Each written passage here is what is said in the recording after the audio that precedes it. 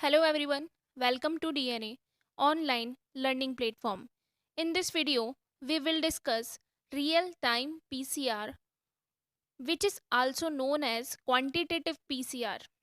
Previous video में हमने discuss किया था बेसिक पीसीआर की प्रिंसिपल और फंक्शन के बारे में.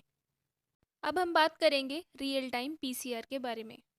A real time polymerase chain reaction is a laboratory technique of molecular biology based on the polymerase chain reaction. Real time PCR molecular biology पर बेस्ड पॉलीमरेज चेन रिएक्शन है. It monitor the amplification of A target DNA molecule during the PCR.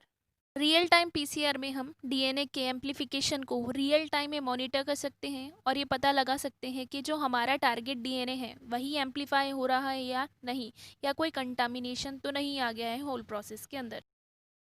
Normal basic PCR में कई बार whole process होने के बाद जब हम and product देखते हैं तो कभी कभी अनवांटेड डीएनए रीजन का भी एम्प्लीफिकेशन हमें देखने को मिलता है. तो इन सब से बचने के लिए यहाँ पर हम रियल टाइम पीसीआर का यूज़ करते हैं. रियल टाइम पीसीआर को क्यूपीसीआर क्वांटिटेटिव पीसीआर भी कहते हैं, क्योंकि यहाँ पर हम डीएनए को क्वांटिटेटिवली मेजर कर सकते हैं. रियल टाइम पीसीआर में डीएनए के एम्प्लीफिकेशन को मेज़र करने के लिए बेसिकली दो मेथड्स का यूज़ करते हैं, जिसमें से पहला मेथड होता है सीक्वेंस स्पेसिफिक फ्लोरोसेंट प्रोब द्वारा. दूसरे मेथड में हम नॉन स्पेसिफिक फ्लोरोसेंस डाई का यूज़ करते हैं.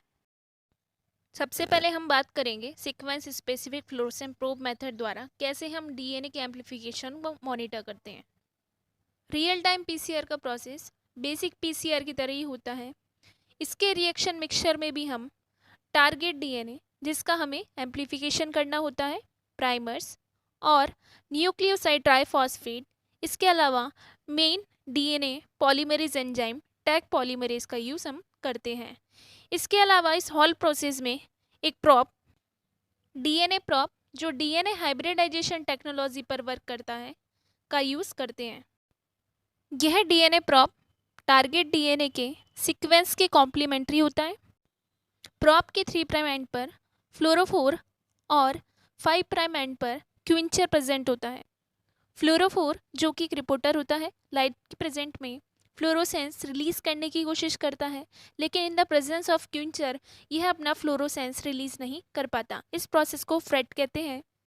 फर्स्ट स्टेप में हाई टेम्परेचर पर डीएनए का डीनेचुरेशन कराते हैं. सेकेंड स्टेप में एनिलिंग के समय वापस से टेम्परेचर को कम कराते हैं. प्राइमर की एनिलिंग होती है. प्राइमर की एनिलिंग के साथ साथ प्रॉप की भी एनिलिंग होती है. एनिलिंग के बाद में टैग पॉलीमरेज आएगा और 5' टू 3' के डायरेक्शन के अंदर न्यूक्लियोटाइड ऐड करता जाएगा और फ्लोरोफोर जो होगा वो क्विंचर से अलग हो जाएगा. फ्लोरोफोर क्विंचर से अलग होते ही फ्लोरोसेंस का इमिशन करेगा. इसी तरह ही एक्सटेंशन की ये प्रोसेस चलती रहेगी. एक्सटेंशन प्रोसेस ख़त्म होने तक बहुत सारे फ्लोरोफोर रिएक्शन मिक्स के अंदर रिलीज़ होंगे और फ्लोरोसेंस का इमिशन करेंगे. जितने ज़्यादा फ्लोरोफोर रिलीज़ होते हैं और जितना ज़्यादा एक्सटेंशन होता है उतना ही ज़्यादा फ्लोरोसेंस हमें रिएक्शन मिक्स के अंदर देखने के लिए मिलता है. एक्सटेंशन के समय भी टेम्परेचर को हाई रखा जाता है. इसी तरह एक साइकिल हमारी कंप्लीट होती है. सेकेंड साइकिल में भी सेम प्रोसेस होगा. डीएनए का डीनेचुरेशन होगा, प्राइमर और प्रॉप की एनिलिंग होगी. एनिलिंग होने के बाद एक्सटेंशन के समय पॉलीमरेज प्रोब पर प्रेजेंट फ्लोरोफोर को रिलीज़ कराएगा. फ्लोरोफोर जैसे ही क्विंचर से रिलीज़ होगा फ्लोरोसेंस का इमिशन करेगा और रिएक्शन मिक्स के अंदर उतना ही ज़्यादा हमें फ्लोरोसेंस देखने के लिए मिलेगा. अब हम बात करेंगे नॉन स्पेसिफिक फ्लोरोसेंट डाई द्वारा कैसे हम डीएनए के एम्प्लीफिकेशन को मॉनिटर करेंगे. इस प्रोसेस में हम एक डाई का यूज़ करते हैं जो डबल स्ट्रैंडेड डीएनए से बाइंड करती है. डीएनए के डीनेचुरेशन के समय यह डाई बाइंड नहीं करती है. जैसे ही प्राइमर की एनिलिंग होगी यह डाई डीएनए प्राइमर डुप्लेक्स से बाइंड करेगी, जिसके कारण हमें थोड़ा बहुत फ्लोरोसेंस देखने के लिए मिलता है.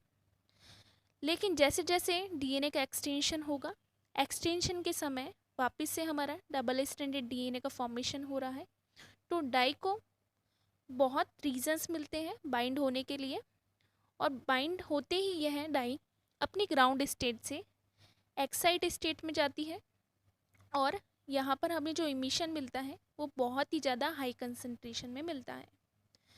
मतलब यहाँ पर फ्लोरोसेंस की कंसंट्रेशन बहुत ही हाई होगी। इस पिक्चर में आप इजीली देख सकते हैं कि डाई कहाँ पर कलर दे रही है और किस टेस्ट ट्यूब में कोई कलर नहीं आ रहा। जहाँ कलर आ रहा है इसका मतलब है वहाँ पर हमारे टारगेट डीएनए का एम्प्लीफिकेशन हुआ है।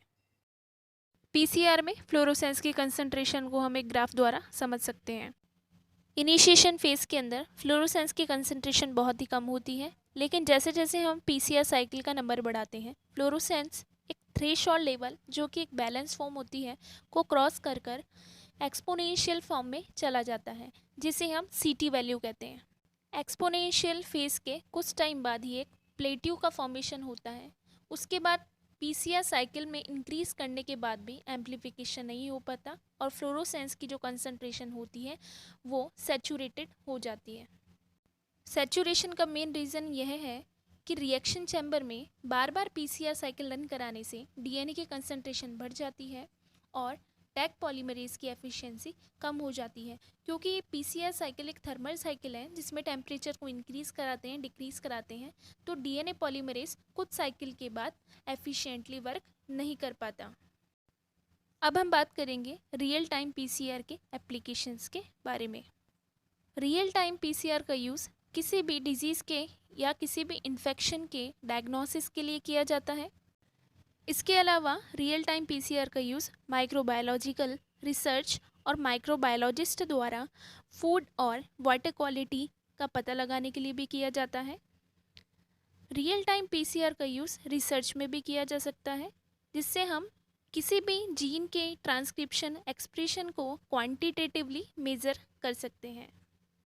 If you like this video, share with your friends, subscribe our channel for more such videos, especially based on CSIR NEET or GATE Life Science.